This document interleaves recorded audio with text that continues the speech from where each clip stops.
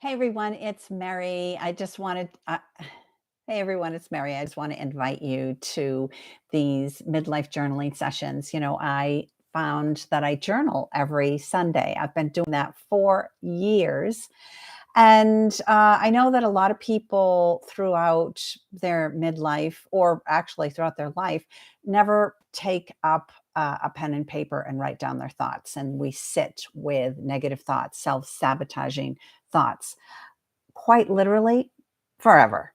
So I wanted to share my journaling with you. I wanted to put together these 20-minute sessions because that's just about as long as I sit and journal. It gives me the time to put down my thoughts for the week coming and the week that I've just experienced, put down some thoughts and check and make sure that I'm in congruency with these thoughts, turning my negative thoughts into positive beliefs about myself, about the decisions that I made, the choices that I made throughout the week, and figuring out where I was at that time. So I usually, when I journal, it's because I've read something that kind of stirs up something in me. And as much as I do this work and work with clients about self-sabotage, there are things, believe it or not, still that creep up with me, these lingering kind of thoughts that derail me, stop me. I might use them as an excuse. I might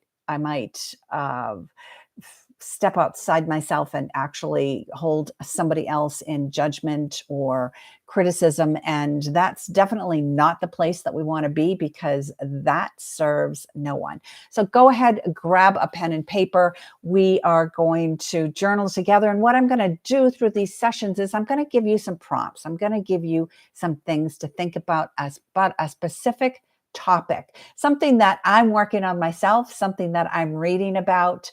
And this comes from today's discussion, comes from the book Sabotage by Emma Gannon, who is an amazing writer. Love the way she writes. And this is Sabotage, How to Get Out of Your Own Way. So sometimes you'll find me in my pajamas when I'm doing this, no makeup. I just came back from walking the dog. I just, decided it's time for me to get out my pen and paper, and I'm going to share this with you. So take a look at what sabotage means for you. We often don't think of sabotage. Uh, Normally it might be negative self-talk. Some people call it drunken monkeys, stinking thinking, whatever words you want to replace with sabotage. You go ahead. This is for you. But you want to get comfy, you want to light a candle, you want to get some incense going, and think about what the word sabotage means for you, what it kind of brings up, because this is all like feeling stuff. We want to assess the thoughts that we have. We actually want to think about them. So think about this. This was something that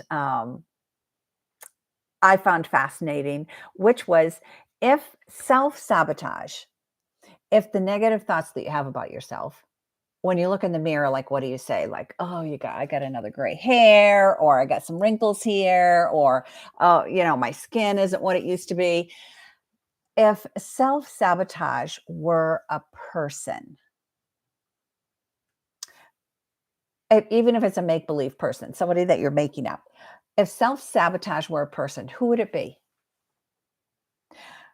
Because if you can identify, if you can put like an image to these thoughts, the negative thoughts that you have about yourself, if you can put an image to that, then it might be easier for you to catch these negative thoughts when they arise. So write down, describe who that thing might be. A thing, maybe it's maybe it's a wolf that's attacking, or an alien, or maybe it is a person.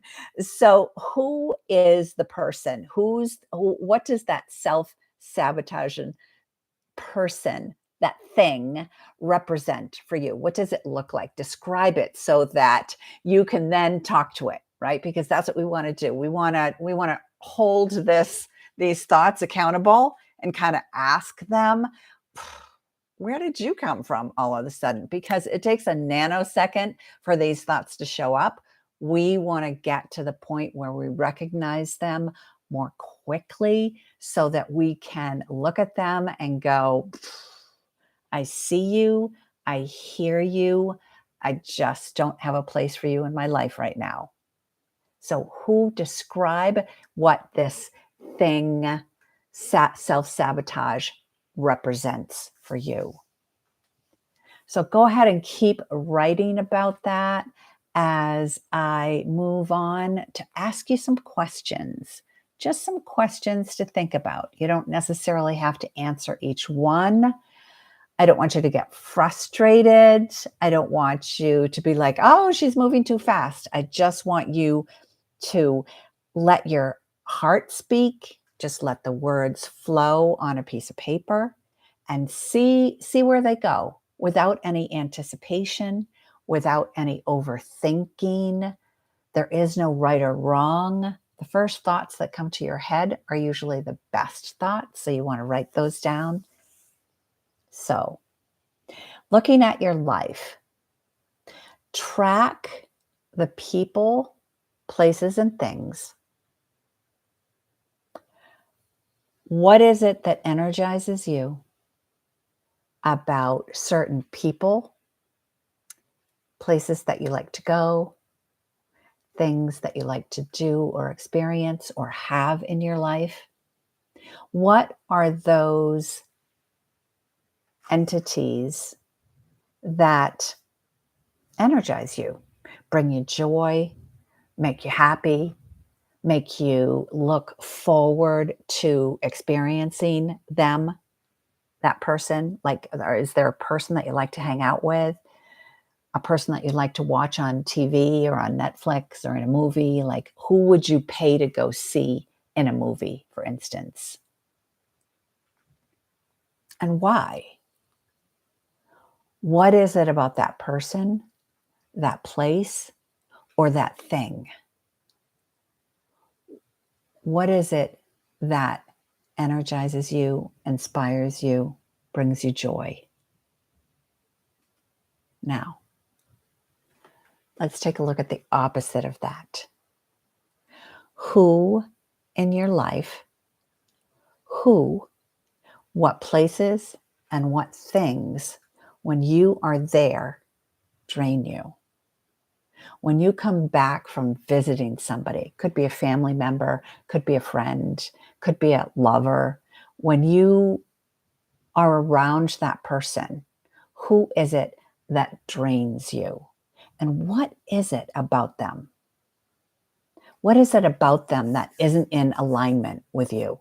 Again, this is only for you. You don't have to show this to anybody. I am not, you don't have to tell me anything. You don't have to tell the world anything. This is for you. So get real with yourself, because that's what this is about. What places do you go to? Somebody asks you to go out, to go somewhere, and you're like, oh God, I hate that. But you say yes anyway. What are those places that drain you when you're there? What are the things? Are there things in your house? Are there things in your closet that drain you? Do you get mad because maybe you put on a few pounds through COVID or through the winter, and you've got things in your closet that make you mad that you can't fit into any longer? Like, what are those things that upset you? Just notice. I'm not asking you to do anything with them. This is just about noticing. So, what do you get triggered by? If I were, like, sometimes I was just watching a movie the other night, and the actor said, "Oh my God, that really pushed my buttons." What is it that pushes your buttons? What is the button? What is that thing that sets you off into confusion, sorrow, rage? resentment,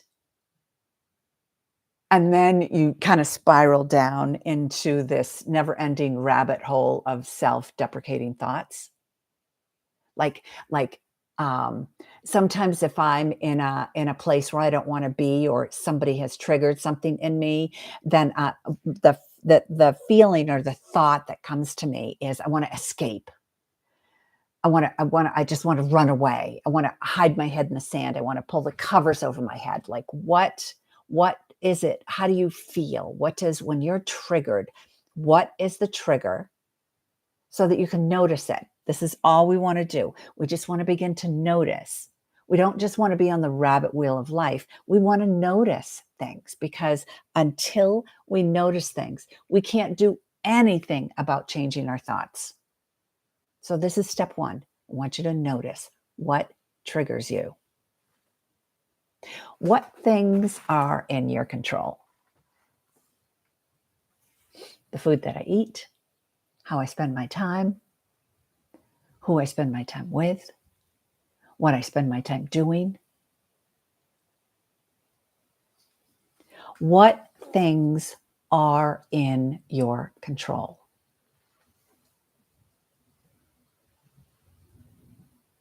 Now, let's flip that around. What things can't you control?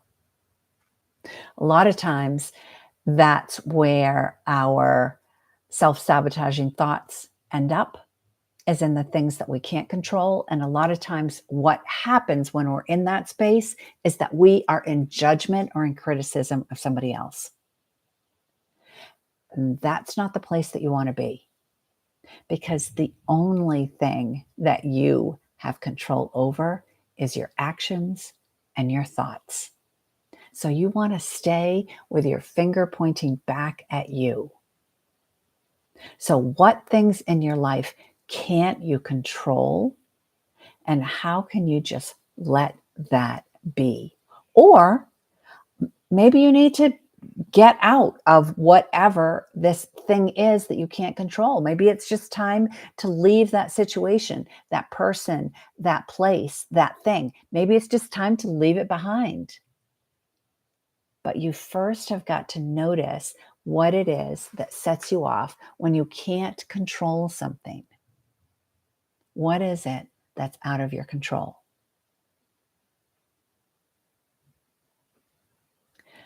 What would your friends say about you? Your cheerleaders, your biggest fans, the ones that always have your back. What if you were to ask them, which you can? I did that and it was an amazing exercise. I found that the people that are my closest friends, the women that follow me, my clients, most of these people called me brave. And that wasn't a word that I would have ever described myself by. And now I named my website after that, Braving Midlife, because I realized that I was brave. So if you could think about, what do you think maybe your top five closest friends, fans, coworkers, boss, the top five things that they would say about you. Remember, these are your cheerleaders. These are not your naysayers. We don't have any space for naysayers right now, but your biggest cheerleaders. What would they say about you? So maybe throughout the week you want to ask people, you want to send people a message, you want to give them a call and see what is that one word that they would say about you. But in the meantime, write down what you think that they would say about you. Why do people hang out with you? Generally, there's a reason. A lot of people also hang out with me because I inspire them. I inspire them to do different things. So what is it? Why is it that people would hang out with you? What do they love about you? What do they love about you? You are lovable. There is, even if you don't believe it, there is something in there about you that is lovable.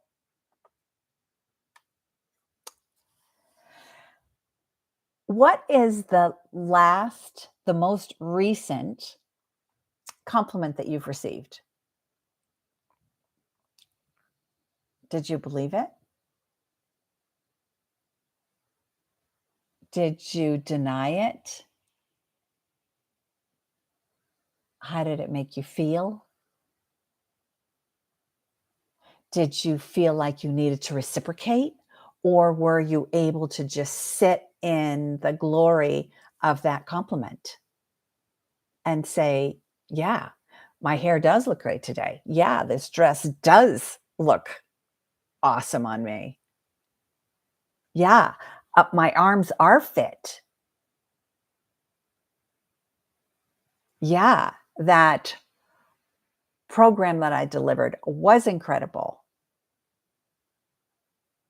What was the most recent compliment you received? And if you can't think of the most recent compliment, what was a compliment that you've heard anytime throughout your life that you really were struck by and that you were like, "Whew, wow, I am that." Because these are the things that you want to say to yourself in the mirror.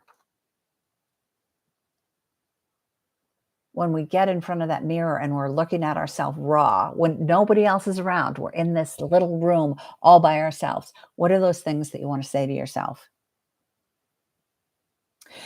This is something that I found interesting. Also, Judy Ho, clinical neuropsychologist, she puts self-sabotaging thoughts into 4 categories. So the things that you've already written, that you've journaled about, the who drains you, where does your rage or your sorrow, your confusion begin? Where does that begin? What things are out of your control? So if you were to look back on your notes and you could categorize them, listen to these categories and pick one, because that's pretty much where you're going to play in the self-sabotaging arena, and it will give you an opportunity to work on it at a deeper level, which I found really interesting. So low self-esteem is the first category. So low self-esteem, I'm not worthy, I'm not good enough, that's for other people. um, I don't deserve this, I'm not tall enough, thin enough, fat enough, rich enough, you're not enough. So think about that in the things that you've written prior. Next one is, maybe for you, it's internalized negative beliefs. So those thoughts that happen in a nanosecond when you're going to try and do something, the first time you're going to try and do something, I call it the FFT, the fucking first time you're going to do something, man, you get stopped dead in your tracks. What is it? Internalized negative beliefs that keep you stuck and keep you going down the confusion, the rage, the sorrow, the resentment path of self-sabotage. The next one is fear of the unknown. You know, a lot of times the fear of the unknown, I'm going to be embarrassed. What will others think of me? It's fear of the unknown as looking outside ourselves. We want recognition or whatever from somebody else. So fear of the unknown, is that where you sit? Or maybe it's excessive need to control the situation. As women, we're the nurturers. We've been taking care of people for a long time instead of taking care of ourselves. And we want to control situations. We feel like everything would be right in the world if people would just listen to me. How's that working for you? So, do you sit in the space of excessive need to control? Take a look at where you sit. If you want to put it in the comments and we can keep this conversation going about where you sit. Maybe there's someplace else that you sit. Like, I don't know. Maybe there's some other thing. Maybe there's some other way that you are self-sabotaging yourself. just take a look at where the thoughts come from, how quickly they show up, where you'd rather be, what is the better feeling thought that you'd like to have. Because once you begin to recognize these self-sabotaging thoughts, the next thing is, what are you gonna replace them with? So take every one of those points that we've talked about throughout this journaling session and take a look at what you want your thoughts to be. So I'm super excited that you've joined me today for Midlife Discussions. I'm going to load these up every Sunday so you can either watch them on Sunday or at any time throughout the week and pull out that pen and paper and dump all of those thoughts so that you have a chance to look at them and turn your life into your dreams. I can't wait to see what you've come up with. I'll see you next Sunday. Ciao.